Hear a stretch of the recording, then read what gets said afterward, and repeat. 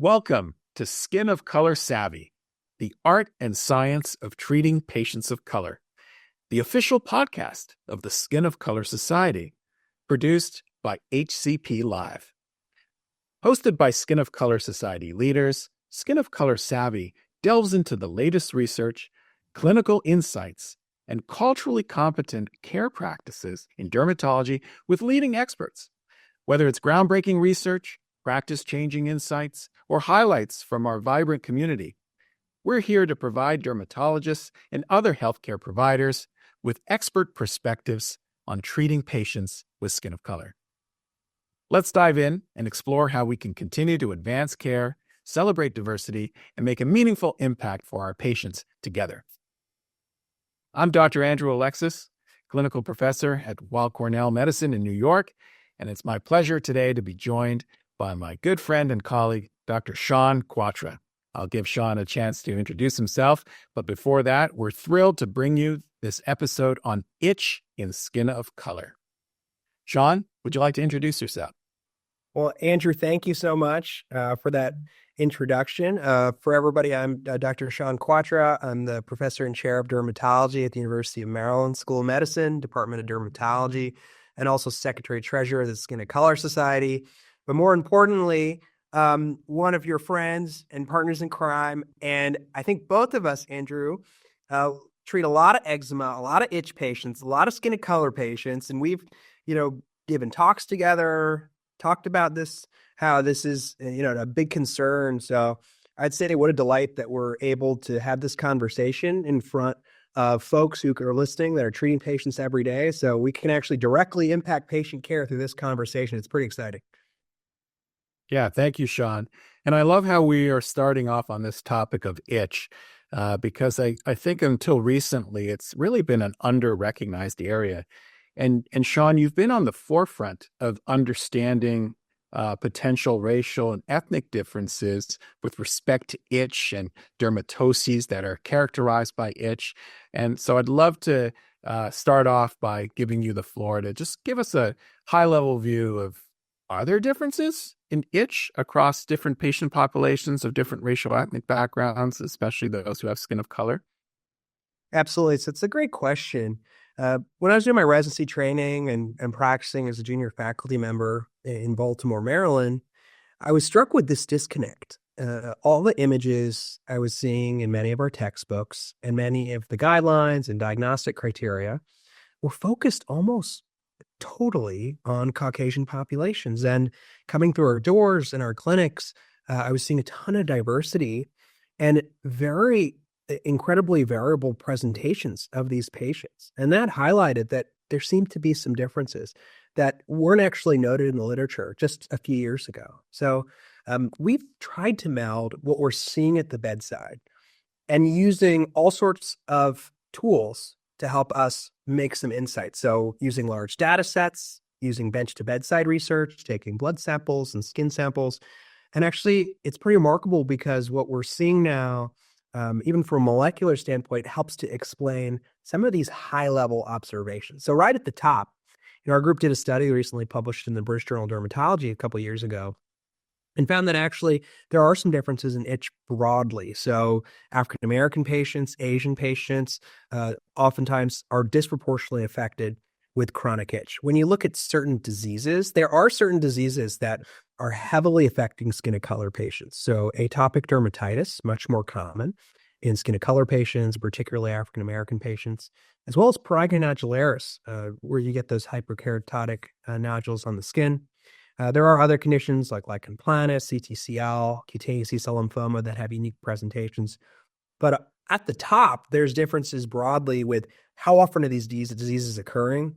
And what I think is really fascinating is itch is actually a mirror into society because you have the epidermis and then you have these nerves, these thinly myelinated A delta fibers and unmyelinated C fibers. And Andrew, they come almost all the way out to the epidermis, the dermis.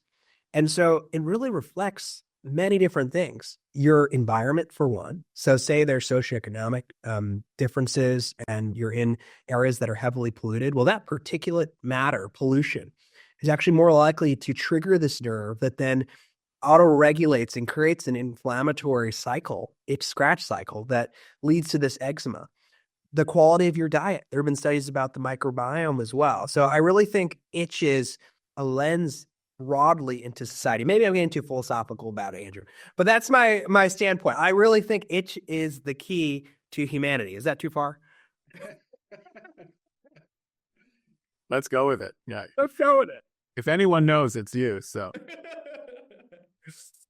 No, it's special. And, I wanted to pick your brain too, Andrew, because you've been doing this for a lot longer than me, and you're someone I honestly as a mentor and friend. And I know we published separately together. You've talked about this a lot. And I learned from you initially also about the differences in presentation of several of these itch disorders. Like, for example, atopic dermatitis. Would you mind going through what you're seeing in many of our skin of color patients? And because I honestly love hearing it straight from you, because you were actually the initial pioneer in this space. no, that's very kind of you to say. Thank you, Shawn. Certainly wouldn't call myself the initial pioneer. There's many before me and many with me who have worked in this area. But when it comes to, I think it's a great idea to talk about a specific disorder where itch is front and center. And why don't we start with atopic dermatitis? Because we all recognize what a burden itch has on our patients who suffer with atopic dermatitis.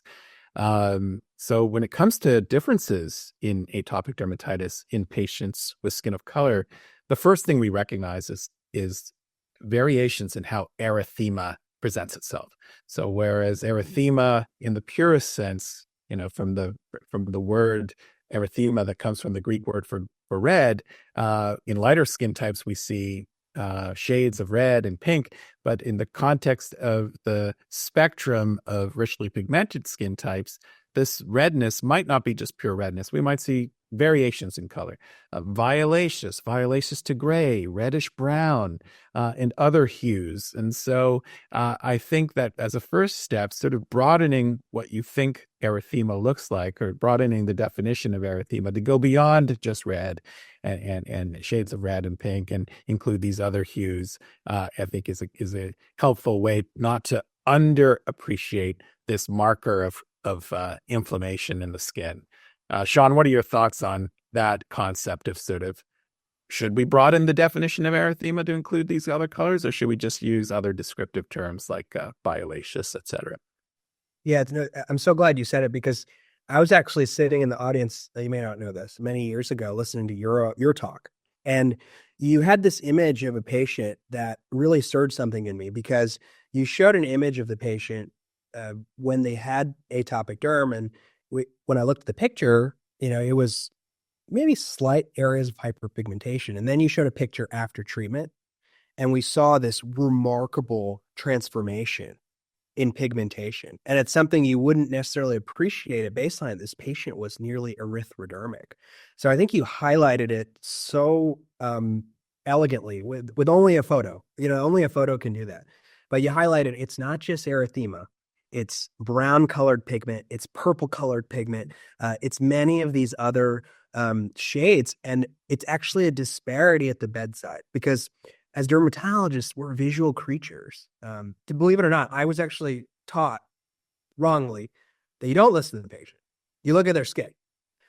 And this is one example of where that gets you in huge trouble, because if you look at someone's skin, you can't totally appreciate it. And actually, many of our trial tools, like the Eczema Area and Severity Index, have erythema in there. So the disease is being undercalled in general. We did a study showing that less African-American patients are getting on biologics and small molecule inhibitors because their disease is being undercalled. And it's a huge issue that we're not realizing that erythema, we're not looking at these different hues, the brownish color, the purple color, all of these different hues that are so important. And taking that one step further, something that's directly translatable in everybody who's listening's clinic, the next time they have clinic later this week, is you can protect yourself against bias by asking patients a question.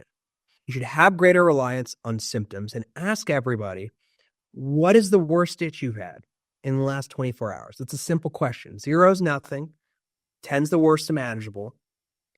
at any moment in a 24-hour period. And I can't tell you that one thing takes less than 15 seconds, has totally transformed my management of patients. Patients I thought, oh, it's not bad. We can give you a topical steroid. Then I saw their itch is over a 7. And anytime your itch is, a 5 or higher, especially a 7 or higher, that means they're not sleeping. That means they have low quality of life. That means they have all of these other metrics that are terrible, more anxiety, depression. Anytime I get a 7, it triggers me to go into talking about, discussing systemic therapies as well. So I can't tell you how many patients that has changed their management. And also it's helped me correct also some type of a visual bias where we may not be appreciating the erythema properly. So we have to know that, especially in skin of color patients, we have to be hyper vigilant about asking about objective symptoms, itch, sleep, all these factors, and it makes dramatic differences. Patients who are for years on topical steroids, after I ask that question, immediately go to systemic. So it can have just such a transformative effect from that simple knowledge of realizing you're not going to have the same degree of erythema. That is such an important and helpful pearl, one that we can all implement in our practices immediately, asking about itch and rating it on a scale. Now, moving beyond atopic dermatitis specifically, when you think about itch as a symptom of so many disorders, or sometimes just presenting by itself, chronic itch, do you have any insights into the workup and the approach to therapy that you would like to share with the audience? Absolutely. Yeah. So we did a study a year or two ago that was published in the Journal of Investigative Dermatology. And what we did was we wanted to see, is there a genetic basis also for people that develop itch generally with no rash, or people that develop small bumps, prurigo-like lesions? And we found that actually African-American and Asian patients are genetically predisposed to develop skin lesions also. So an element of this fibrotic axis, right? We see in our clinics. It's not just some of these conditions we typically see, like atopic dermatitis being more popular. It's keloids, it's centrocentrifugal cicatricial alopecia, it's scleroderma. There's an axis of fibrosis. So that study helped shift the lens about workup and all these things. Now we know that chronic itch or pruritus in general, and prurigo nodularis, which you can have nodules, papules, skin lesions, are on a continuum. So for any patient that comes in generally with chronic itch or with these skin lesions, we do a targeted workup. We get a complete blood count with differential. Why are we getting it? Well, it's not oftentimes, but we know that sometimes dyscrasias and hematologic dyscrasias can be associated with chronic itch. So say your hemoglobin's super high, polycythemia vera, say some of your blood counts are super low, like we just want to check that out.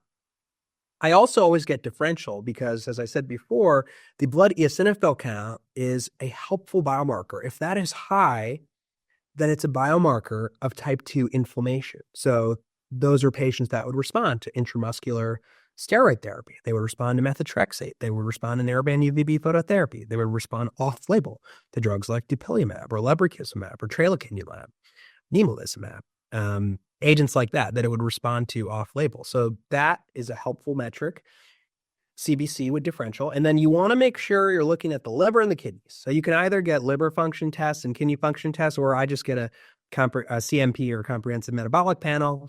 And then you can just make sure there's no dyscrasias there. Also has a fasting blood glucose. So you have a CBC, a differential, a CMP. I think it's easy to order a thyroid, a TSH, because it's a quick fix. It's not necessarily something that is a great association with itch, but it has been noted. So a CBC with differential, CMP, a TSH. And then you're at a good spot where you need those labs initially. But there are other labs that you can go down depending on the right context. So if somebody has a history of IV drug use, then maybe you'll go into the hepatitis panel, the HIV, and they have other risk factors. Say somebody just had a trip to a really exotic location, right? It's some patient that was going to Hawaii and swimming in tropical environment, and we were able to get a stool O&P and actually found a parasite. But that was the only time I've ever found a parasite. And I've checked it many times, and I stopped checking immediately after because I realized it's just a waste of time. So you have to be careful. And then other things, we've done research with chronic itch and malignancies. If it's less than 3 months or 6 months, less than a year, that is a slightly increased risk of malignancy. It's still rare, You want to make sure people are up to date on their age-appropriate screening. If it's very sudden onset, it's not wrong to get a chest x-ray, PA and lateral to rule out a Hodgkin or non-Hodgkin's lymphoma, to get a serum and urine electrophoresis to make sure there's no gammopathies, and making sure folks are up to date on screening and check and review systems. So that's a good place to start. I'm always looking at the blood eosinophils and the IgE, but to tell you what, there's a lot of these chronic itch patients that have chronic itching, and they're centered around this neuroimmune axis. It might be more of the immune system, it might be more of the neural system. So one thing I do is I test patients if it's not clearly neuropathic, just on the scalp, on the arms. I'll test them with immune-based therapy. So I like to do either intramuscular triamcinolone, 60, 80 milligrams injection, see if they improve. I like doing things like topical steroids, methotrexate, off-label dupilumab, seeing if there's a response. And then that'll help guide you. Is it more of an immune-mediated itch, or is it more of a generalized neuropathic itch where you may need to go down this really uncharted path like gabapentin and other neuroacting agents? Wow. Well, you just dropped so much, pearls, so much knowledge there. Oh, but I confuse everybody. So I think in a nutshell, when we have a patient with chronic itch where we don't have a clear explanation from a primary disorder that's associated with itch, like atopic dermatitis or prurigo nodularis, we can pursue this workup that we've heard from Dr. Kwatra. Do you agree with that, Shawn, that summary? That's the type of patient is the chronic itch patient where it's of unclear origin. Is that Absolutely. right? Okay. Absolutely. So just wanted to clarify that. Thank you so much. Time flies when you're having fun. I could talk to you for hours, Shawn, but this is the end of our time here at our inaugural episode of Skin of Color Savvy. We hope that you found today's discussion informative and inspiring. And if you're interested in learning more about the Skin of Color Society and its impactful work, visit skinofcolorsociety.org. Please don't forget to subscribe to HCP Live's newsletters and follow us on social media to stay up to date on the latest in dermatology and more. We'll be back soon with another episode, so be sure to subscribe to Skin of Color Savvy on your favorite podcast platform. Until next time, take care, and thank you for listening.